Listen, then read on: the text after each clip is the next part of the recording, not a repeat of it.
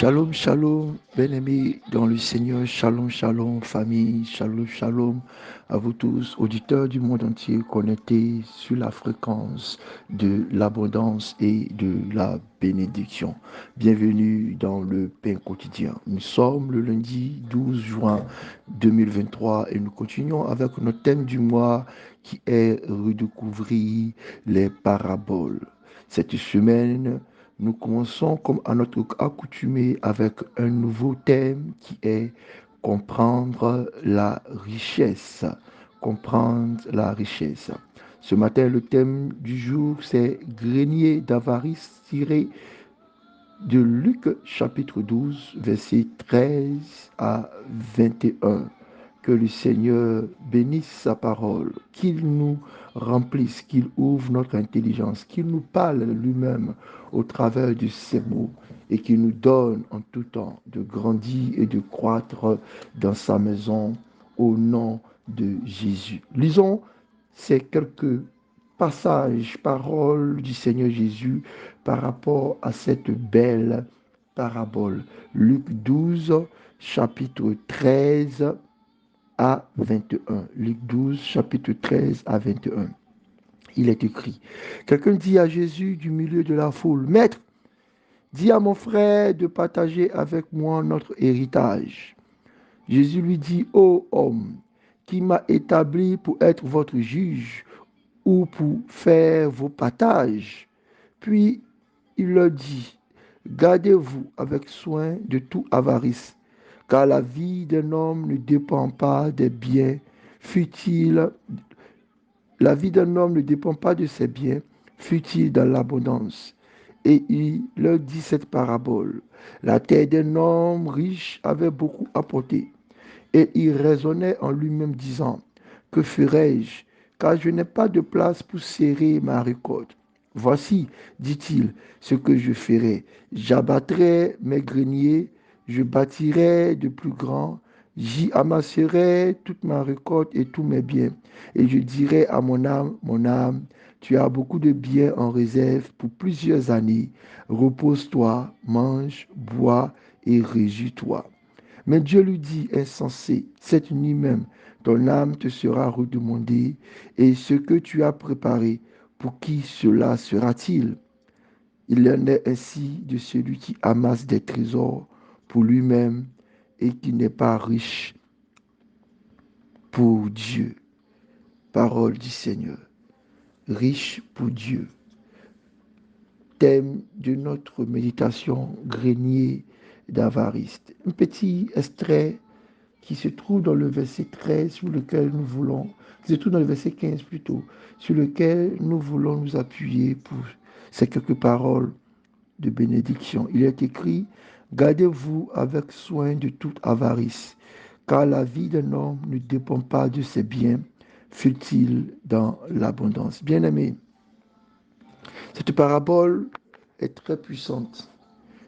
Jésus dit, gardez-vous de toute avarice, parce qu'il n'y a pas seulement qu'un seul avarice. L'avarice peut prendre beaucoup de formes.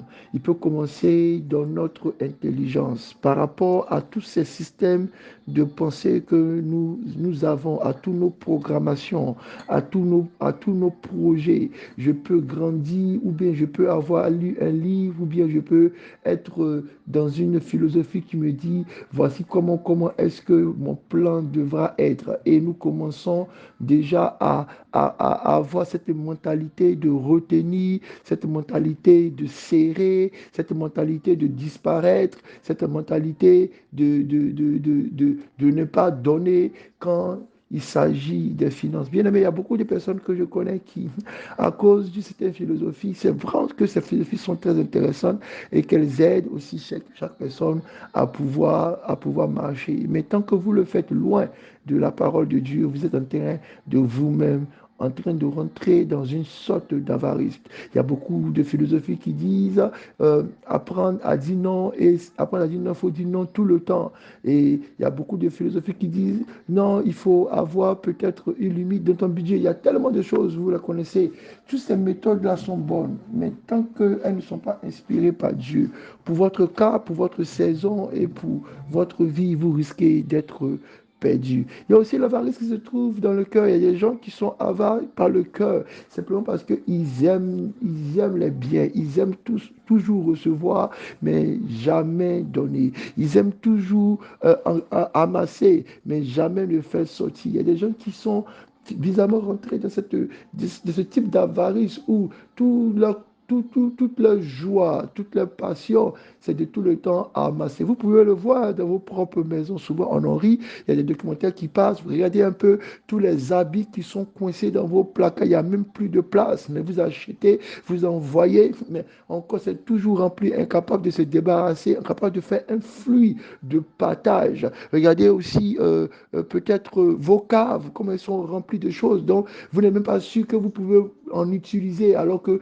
vous pouvez les faire sortir, les partager dans les vides-greniers, etc. Il y a des gens qui aiment être sûrs, être heureux parce qu'ils se disent, voilà, j'ai amassé beaucoup de choses. Il y a des gens aussi qui ont une sorte d'avarice, mais qui est une avarice spirituelle c'est juste à cause de comment ils sont limités dans l'esprit. Un esprit qui vient dans leur vie, qui leur permet de faire les choses comme s'il n'y avait que. Ils ne voient que, ils ne pensent que, ils ne réfléchissent que. Et tout ça, là, spirituellement, finit par créer une sorte d'avarice et ils ne peuvent pas donner.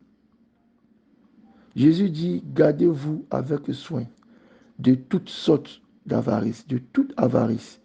Car la vie d'un homme ne dépend pas des biens, de ses biens, fut-il dans l'abondance. L'abondance est quelque chose que Dieu nous donne. La surabondance est quelque chose que Dieu nous donne. Mais elle est faite de telle sorte qu'elle doit être un flux. Un flux pour que nous soyons des canaux de bénédiction. Bien-aimés, ce matin, je voudrais terminer avec la lecture de ces derniers versets. Jésus dit ceci dans la parabole, après que l'homme riche ait pensé à amasser encore, à encore grandir, à encore garder, il dit ceci. Mais Dieu lui dit, insensé, cette nuit même ton âme te sera demandée, redemandée, et ce que tu as préparé, pour qui cela sera-t-il? L'avarice vient, bien aimé, pas parce que vous avez amassé. L'avarice vient parce que ce que vous amassez, vous ne savez, vous ne pensez pas à qui donner. Ce que vous avez amassé, vous ne pensez pas qui va prendre la suite. Ce que vous avez amassé, vous ne savez pas. C'est pourquoi au départ, la parabole de Jésus commence avec une question dans la foule qui dit, mais dis à mon frère de faire et de partager l'héritage avec moi. Et quand Dieu et Jésus donnent cette parabole, on a l'impression qu'il répond à ce monsieur-là. Ce monsieur-là est en train d'amasser héritage sur héritage, héritage sur héritage, partie sur partie sûrement. Peut-être aussi qu'il n'a rien et que Jésus donne ses réponses aussi à peut-être à son frère qui est dans la foule, bien à quelqu'un d'autre. Mais Jésus dit de faire comprendre quelque chose de grand. L'avarice, ce n'est pas celui qui amasse. L'avare, c'est celui qui amasse pour lui-même. Il dit, mais ton âme te sera demandée, et ce que tu as préparé, pour qui cela sera-t-il? Pour qui cela sera-t-il? Bien aimé, vous pouvez amasser, vous pouvez garder, vous pouvez emmagasiner. Pas pour vous. Pensez à la situation de celui à qui vous allez transférer ces biens-là. Mais pas aussi dans un futur très long terme.